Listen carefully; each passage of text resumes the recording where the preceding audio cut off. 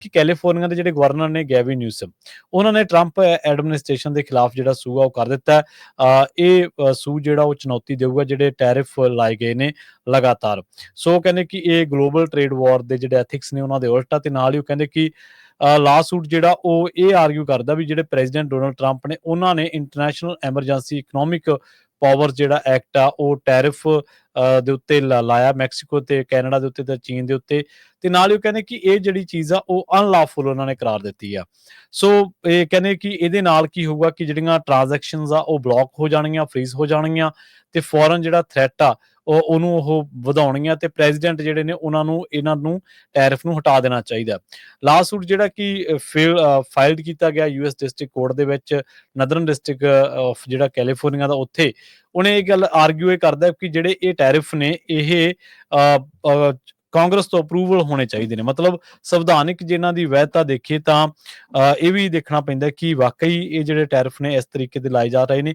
ਸੋ ਕਹਿੰਦੇ ਕਿ ਟਰੰਪ ਜਿਹੜੇ ਨੇ ਬੇਸ਼ੱਕ ਮੈਨੀ ਜਸਟੀਫਿਕੇਸ਼ਨਸ ਉਹਨਾਂ ਨੇ ਆਫਰ ਕੀਤੀਆਂ ਨੇ ਇਹਨਾਂ ਨੂੰ ਲਾਉਣ ਦੇ ਪਿੱਛੇ ਜਾਂ ਇਹਨਾਂ ਨੂੰ ਵਧਾਉਣ ਦੇ ਪਿੱਛੇ, ਪਰ ਉਹ ਕਹਿੰਦੇ ਕਿ ਇਹ ਜਿਹੜਾ ਡਿਜ਼ਾਈਨ ਹੈ ਇਹ ਸਹੀ ਨਹੀਂ ਗਾ, ਤੇ ਆਉਣ ਵਾਲੇ ਟਾਈਮ ਦੇ ਵਿੱਚ ਇਹ ਜਿਹੜੇ ਭੁਗਤ ਭੋਗੀ ਲੋਕ ਬਣਨਗੇ ਜਾਂ ਇਹਦੀ ਜਿਹੜੇ ਖਮਿਆਜ਼ ਆ ਉਹ ਕੈਲੀਫੋਰਨੀਆ ਨੂੰ ਵੀ ਭੁਗਤਣਾ ਪਊਗਾ। ਸੋ ਇਸ ਟਾਈਮ BBC ਤੋਂ ਲੈ ਕੇ AP ਹੋਰ ਜਿਹੜੇ ਵੱਡੇ ਅਦਾਰੇ ਨੇ ਉਹਨਾਂ ਦੇ ਵਿੱਚ ਇਹ ਖਬਰ ਜਿਹੜੀ ਆ ਉਹ ਪਹਿਲ ਨੰਬਰ ਦੇ ਉੱਤੇ ਖਬਰ ਹੈ ਕਿ ਕੈਲੀਫੋਰਨੀਆ ਨੇ ਟਰੰਪ ਨੂੰ ਜਿਹੜੇ ਉਹਨਾਂ ਨੇ ਟੈਰਿਫ ਲਾਏ ਨੇ ਉਸ ਮਾਮਲੇ ਦੇ ਵਿੱਚ ਸੂ ਜਿਹੜਾ ਉਹ ਕਰ ਦਿੱਤਾ, ਕਿਉਂਕਿ ਇਹਦੇ ਨਾਲ ਕੈਲੀਫੋਰਨੀਆ ਦੇ ਵਿੱਚ ਬਿਲੀਅਨਸ ਆਫ ਡਾਲਰ ਦਾ ਨੁਕਸਾਨ ਹੋਣਾ ਹੈਗਾ। ਫਾਰਮਰਸ ਬਹੁਤ ਜ਼ਿਆਦਾ ਅਫੈਕਟ ਹੋ ਰਹੇ ਹੈਗੇ ਆ। ਬਹੁਤ ਸਾਰੇ ਰੀਟੇਲ ਸਟੋਰ ਓਨਰਸ ਆ, ਉਹਨਾਂ ਦੀਆਂ ਸੇਲਸ ਜੇ ਦੇਖੋ ਬਹੁਤ ਘਟ ਗਈਆਂ ਹੈਗੀਆਂ। ਕਹਿੰਦੇ ਵੀ international emergency economic power act use ਕੀਤਾ ਹੈ ਟਰੰਪ ਹੋਣਾ ਨੇ। ਇਹਦਾ ਮਤਲਬ ਇਹ ਨਹੀਂ ਹੁੰਦਾ ਵੀ ਪ੍ਰੈਜ਼ੀਡੈਂਟ ਆਪਣੀ ਮਰਜ਼ੀ ਦੇ ਨਾਲ ਯੂਨੀਲੇਟਰਲੀ ਇਹ ਜਿਹੜਾ ਟੈਰਿਫਸ ਉਹ ਲਾ ਦੇਵੇ। ਅਲਟੀਮੇਟਲੀ ਯੂਐਸ ਦੀ ਕਾਂਗਰਸ ਦੇ ਕੋਲ ਜਾਣਾ ਪੈਣਾ ਹੈਗਾ। 40 ਮਿਲੀਅਨ ਅਮਰੀਕਨਸ ਦੇ ਲਈ ਗੈਵਿਨ ਨਿਊਸਮ ਉਹਨਾਂ ਨੇ ਇਹ ਕਿਹਾ ਮੈਂ ਫਾਈਟ ਕਰਨ ਜਾ ਰਿਹਾ ਹਾਂ। ਇਸ ਤੋਂ ਪਹਿਲਾਂ ਕੈਲੀਫੋਰਨੀਆ ਨੇ 15 ਹੋਰ ਲਾ ਸੂਟਸ ਜੋ ਆ ਉਹ ਟਰੰਪ ਐਡਮਿਨਿਸਟ੍ਰੇਸ਼ਨ ਦੇ ਅਗੇਂਸਟ ਕੀਤੇ ਹੋਏ ਹੈਗੇ ਆ।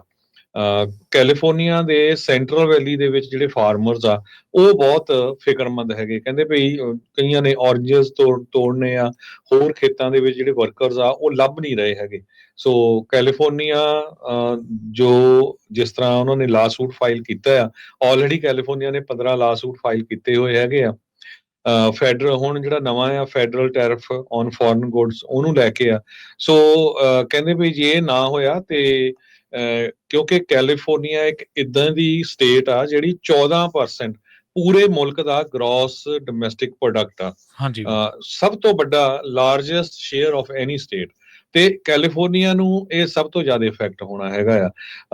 ਕੈਲੀਫੋਰਨੀਆ ਦੇ ਉੱਤੇ ਅਸਰ ਸਭ ਤੋਂ ਜ਼ਿਆਦਾ ਪਊਗਾ। California farm bureau president Shanan ਦੋਗਲਸ ਉਹਨਾਂ ਨੇ ਸਟੇਟਮੈਂਟ ਜਾਰੀ ਕੀਤੀ ਹੈਗੀ ਆ। ਕਹਿੰਦੇ ਭਈ ਇਹ ਜੋ ਕੁਝ ਵਾਪਰ ਰਿਹਾ ਆ ਇਹਦੇ ਨਾਲ ਜੋ ਫਾਰਮਰਸ ਆ ਉਹਨਾਂ ਦੇ ਉੱਤੇ ਬਹੁਤ ਵੱਡਾ ਅਸਰ ਪਊਗਾ। ਕੈਲੀਫੋਰਨੀਆ ਦੇ ਅਟਾਰਨੀ ਜਨਰਲ ਕਹਿੰਦੇ ਆ ਵੀ ਇੱਕ ਪਰਿਵਾਰ ਦੇ ਉੱਤੇ $2100 ਦਾ ਜਿਹੜਾ ਖਰਚਾ ਆ ਉਹ ਵੱਧ ਹੋਊਗਾ ਇਹ ਟੈਰਿਫ ਲੱਗਣ ਦੇ ਨਾਲ। ਜੀ